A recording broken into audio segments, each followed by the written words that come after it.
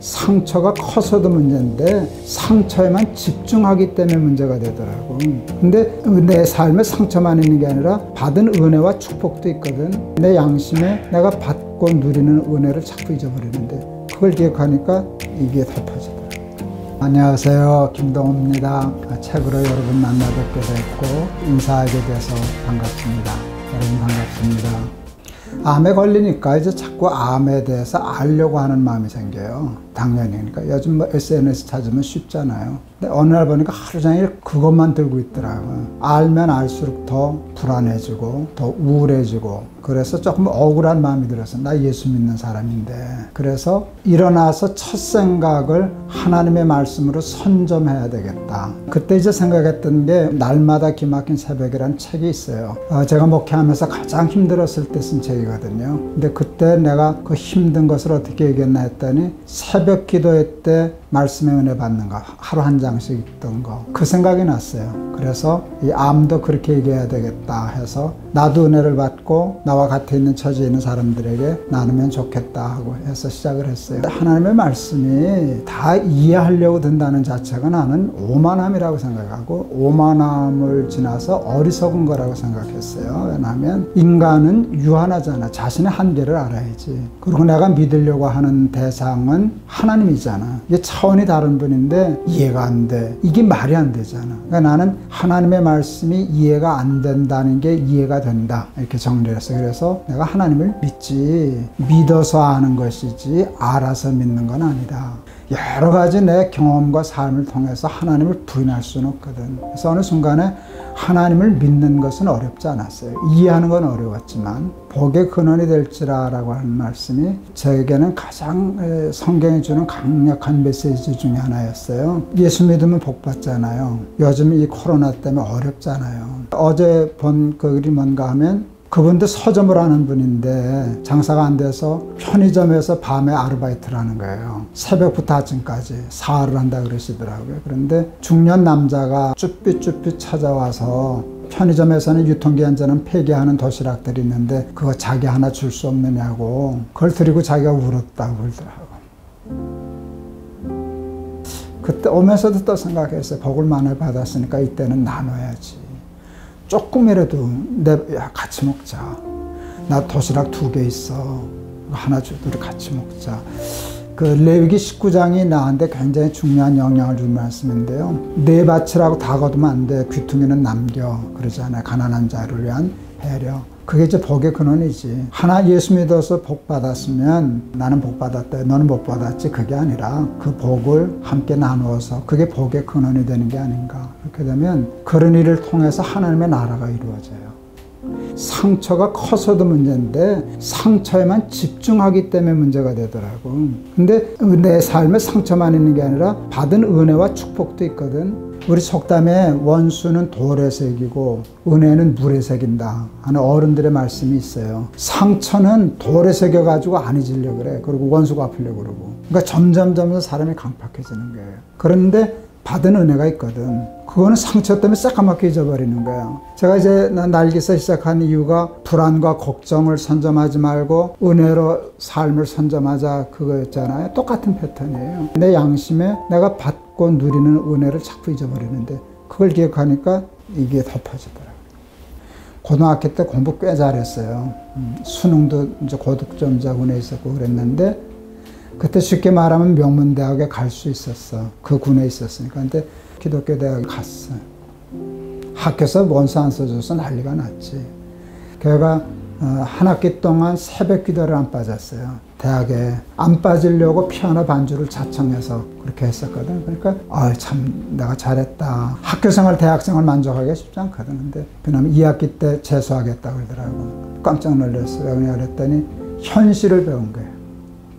학연, 지연, 거기 지방대거든. 암만 그래도 나와서 길이 없으니까 재수해서 어느 대학 가겠다고. 그때 나는 그렇게 선뜻 마음에 넣히지 않았는데 내 인생의 문제니까 내가 기도하고 결정해라. 걔가 기도하겠다고 어느 기도원에 올라갔다가 이사야 31장 1절인 것 같아요. 도움을 구하러 애굽으로 내려가는 자는 화 있을진저. 그 말씀을 딱 보고서는 내려왔어요. 어느 대학 가겠다는 거, 뭐 스카이 대학 가겠다는 게 애굽은 아닌데 자기가 그 마음을 가진 건 도움을 구하러 애굽으로 내려가는 거잖아. 그걸 내가 참 자랑스럽게 생각해, 내 자식한테는. 그걸 그 나이에 그대로 받아들이고 딱 포기하고 내 인생 하나님께 걸겠습니다 하고 졸업해서 지금 그때 가려고 했던 대학의 교수가 됐어. 그때 내가 너무 감사해서 갈 수 없는 데인데 이렇게 쉽게 가더라고. 하나님은 나한테 그런 식으로 거더라고. 나 하나님이야. 그런 거 하면 신나. 재밌어. 믿어드리면 실상이 있거든. 믿기가 어려워서 그렇지 목회에서도 나는 증거가 많아요. 그런데 교회를 들고 증인을 쓰는 것도 행복한 일이지만 내 아들이 증인이에요. 이건 기가 막히지. 자랑한 거야 지금. 내가 두렵고 불안한 거는 조금만 정신 차리면 하겠는데 제일 기분 나쁜 게 있어요. 우울. 이건 창피해. 나 좀 불안해요. 안 부끄러워. 당연한 거니까. 좀 무서워요. 안 무서운 척하는 게 거짓말이거든. 암이 무섭지 안 무섭겠어. 근데 문득 무서움과 불안이 오는 거는 내가 봐줄 수 있겠어, 나 자신이. 그런데 그것 때문에 하루 종일 우울한 거는 못 참겠어. 창피해서. 그거 이제 이겨내려고 그러는데 그게 머리로 안 되더라고. 아는데 다 이해가 되고 100% 동의하는데 이게 안 움직이는 걸 어떡하겠어. 그래서 하나님 앞에 오늘 비가 오는 날 평화와 기쁨과 은혜는 하늘에서 비처럼 쏟아지는 거구나. 그래 평화 하늘에서 내려오네. 아, 그건 내려주어서 내가 받으면 되겠구나. 그래서 그걸 기도해서 하나님 평화를 주세요. 은혜를 주세요. 그 했는데 그게 되더라고요. 한 번 수술을 하고 그 다음부터는 다시 재발 안 된 날을 늘 검사해야 되거든요. CT를 찍어요. 뭐 있다는 거예요. 재발됐을지 모르니까 다시 재검사를 하자 그래요. 그런데 나중에 안 일이지만 그때 만일 그게 재발된 거였다면 지금쯤 아마 나 장례식 치렀을 것 같아요. 평균적으로 얘기하면. 의사가 그러더라고. 1년 못 산다고. 근데 이제 그 결과를 들으러 가는 날이에요. 두려워야 정상이잖아.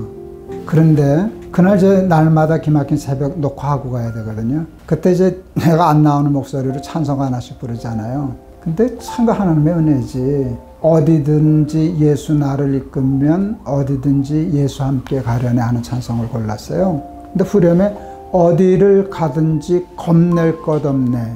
어디든지 예수 함께 가려네. 와, 이게 은혜가 되기 시작하는데 이거는 감당할 수 없는 은혜야.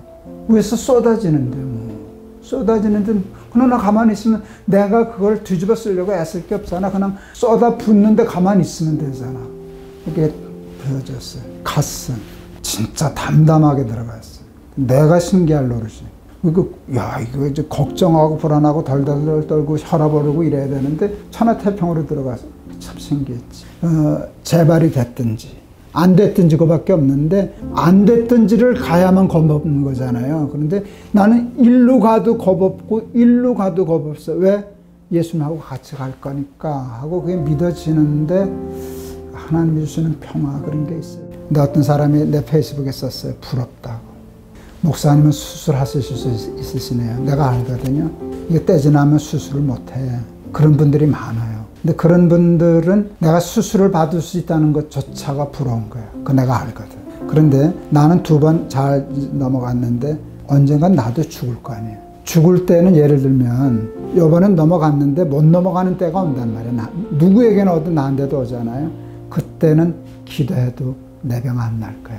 그때 믿음은 암과의만 싸움이 아니라 영생과의 싸움이잖아요. 근데 우리는 그 다음에 넘어가서 우리는 이 세계를 믿잖아요. 그러니까 이 하나님의 은혜를 다룰 때 여기를 받아들이지 않으면 아무 문제도 안 풀려요. 문제 해결을 암 자체에 놓친 게 아니라 구원과 영생을 놓고 예수 믿는 목적이 거기니까 그걸 얻었으면은 이래도 좋고 이래도 괜찮아요. 그러니까 항상 기뻐할 수 있는 거고 범사에 감사할 수 있는 거거든.